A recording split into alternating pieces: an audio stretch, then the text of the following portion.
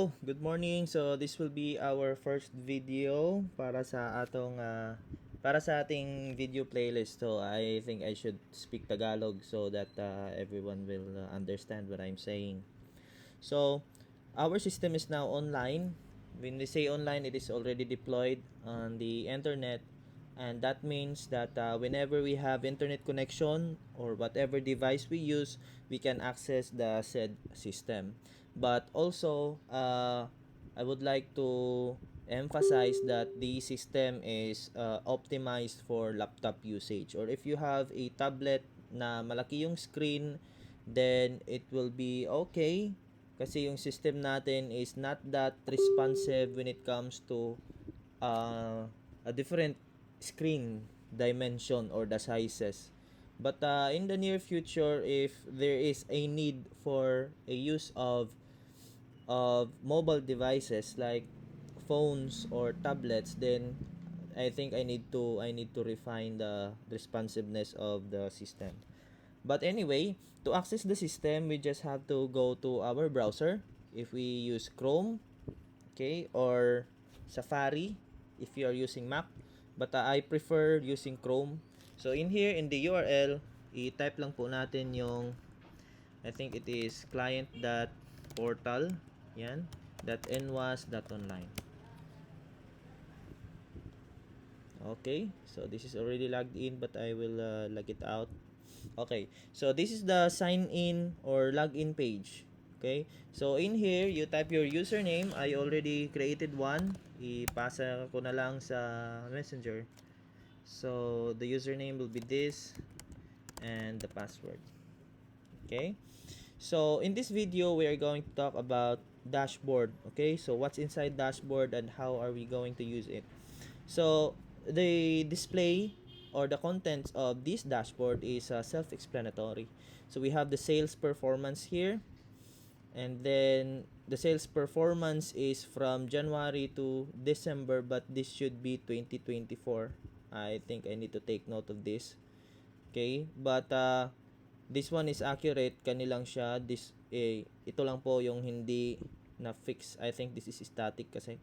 Pero January, February, March, if you have data here for the 2024, then you will see graph here sa sales performance. So the blue one signifies the sales or the item sales. So whenever we invoice an item, then ma-add siya diri, okay, or dito siya makikita.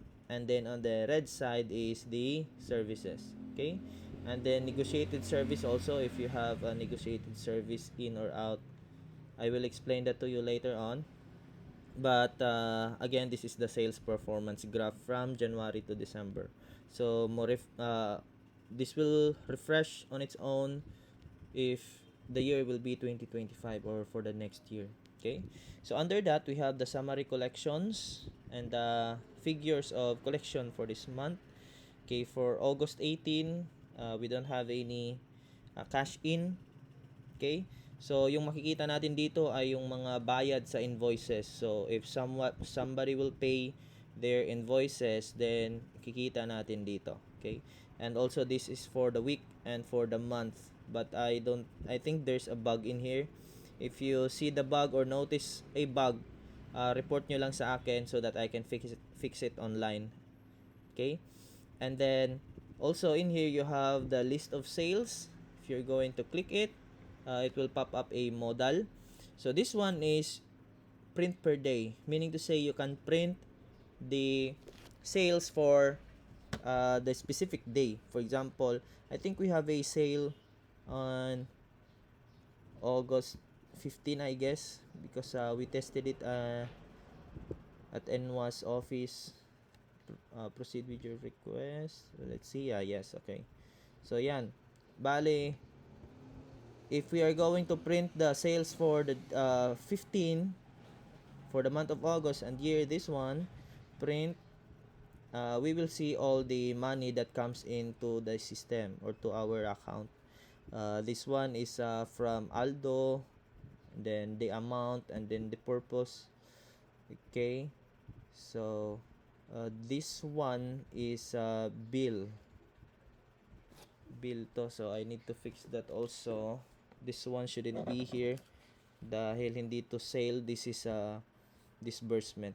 Okay, I need to write it down. Print of sale disbursement. Okay, so I will fix it later. So hopefully di nyo na makikita yung mga disbursement dito dahil sales lang po sana. Okay, but that's how it works. And then under that we have print from range. This is actually for printing sales for each specific batch import. So batch import will be discussed on the next video. But for example, if we have cool one and then from date, let's say I want to see all the sales of batch import cool one from August 1, 2024, and don't forget to click set up to today, 18 August 18, and then submit. Yan. So dito makikita natin yung mga benta, okay, ng cool one items. So we have OX 1 HP inverter doon kay Bench Ayala, tapos Bench Abrisa. Quantity is 1, amount is this one, and then we also have this invoice status para makita natin kung ito ba'y bayad na. And also on the other side column, we have the initial import 10 and then the remaining is 6. Okay, so that we have a glimpse of how many stocks we have left. Okay, and this is accurate because 1 plus 3 is 4. So 10 minus 4 is 6. Okay. Yan. Okay. And then what else? Well, in here you can also check or view the list of the money that came in and came or goes out of the system. So dito, invoice payment, we have 20,000, 93,000, 170,000. Ito yung mga pumapasok invoice, and this is the bills or the disbursement. We have 900 pesos. It is we purchased 3 reams of bond paper. Okay? And then kinuha siya sa cash on hand. Okay. And also in here, daily journal summary. Every time we create an invoice, makikita natin dito yung mga journal entries niya. And then we just have to check if yung total debit niya at total credit are equal. And if it is equal, then we should post the journal. Okay? Para yung mga income natin ay mag-reflect doon sa accounting system. And if it is not equal, then we have to find what's wrong with our invoices. So, mamaya pakita natin kung paano siya i-fix at yung mga possible na causes kung bakit hindi siya equal. Okay? So, I guess that's it. Well, we have to check the other parts of the system.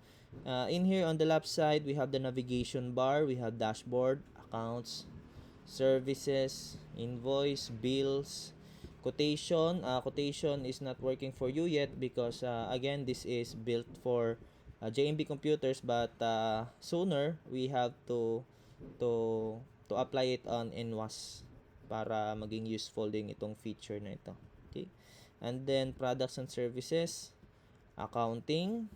Yan, these are the journal entries that I said before, and as you can see dito ay equal siya. Okay, so everything is okay, walang problema yung accounting natin. Batch import here, suppliers, and then sa baba we have branches, employees and wages, and then user accounts. Okay, so at the top naman dito ay reminders. Pwede to, for example, if you have task that you wanna do, dito malilista siya. Okay, and then finish task. You can also make task for your employees or clerk or somebody that will also use the system. So for example, if we add reminder and then we click reminder type, if it is admin reminder, meaning to say ikaw lang yung kita nito. Okay, and then if ito ay home service, box job, or other reminder type, then ito ay makikita ng mga users mo.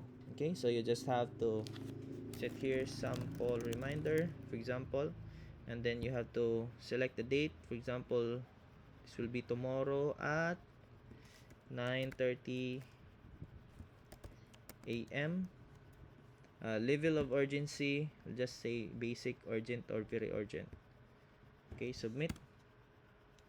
Yan. Okay, so we have now our pending task, and once, for example, you already done the task, or you are already done with the task, you just click check, and then okay, task done. Yan. So finished task are listed here below. So that's it. And then on the other side, we have the price check. In here, you just you can check the prices at a glimpse. For example, somebody will ask you how much is your installation of ECU. Then you just have to type here installation, and there you go. You have installation of ECU. Our selling price is 5,950. Service, okay? And for example, how much is your OX? Then you have just to input OX. Yan, OX 1 HP inverter is 28,050 pesos. Okay, and you have here quantity. How many OX HP inverter do we have left? And in here we have our username, which is admin, and our branch from Caloocan. So if you have a branch in Cebu or in Mindanao, this will be displayed here. And of course, on the right side is the sign out button. If you click that, you will be redirected to the sign in. So I guess that's it for the dashboard, and then next video we will be discussing about adding suppliers and batch import. Thank you very much for watching.